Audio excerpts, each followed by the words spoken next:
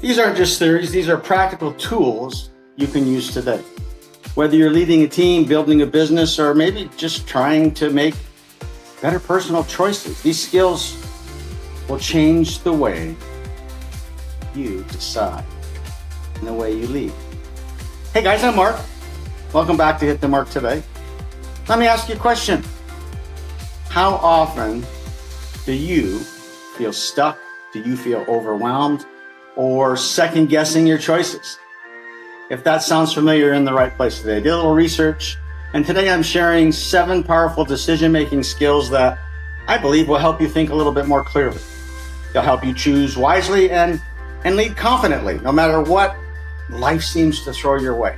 Man, life has been crazy throwing stuff lately. All right, let's go. Skill number 1. My friends, clarity is power. The first key is clarity. Without it, you're just guessing. Know your values, define your goals, and when you're clear about what really matters, the right decisions, I believe, will rise to the top for you.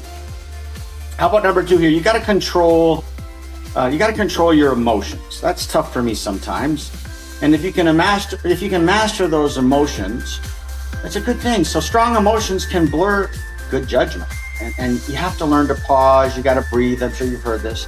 And then you make decisions when you're calm, not when you're triggered. Number 3 here is called gather the right information.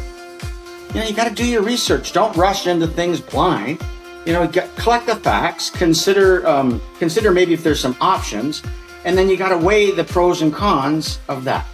The better your information, the smarter your decisions are going to be. Don't forget that. All right, how about this? Skill number 4. Trust your intuition. I'm sure you've heard this before. You just got to trust your gut, but verify it. Sometimes your instincts are right, especially when it's backed by your experience, and you got to listen to them. But don't skip the logic. That's important, you guys. Number 5. This is a skill that sometimes people don't tend to do. You got to think long term. Play the long game. Don't just think about what feels good right now. You got to ask yourself, will this move me closer to the life that I want, say maybe 6 months or a year from now? And then decide quickly, and you got to adjust it if it's needed. You just can't overthink it. Analysis paralysis is real. Sometimes you just have to decide. You got to take action, and then of course you got to correct it later. Movement creates momentum. Movement creates momentum. Number 7, reflect and learn. Finally, you have to learn from every decision, good or bad. We've all made both. And every choice really does hold a lesson. You reflect, you adjust, and you grow stronger for sort of the next one that you're going to come to.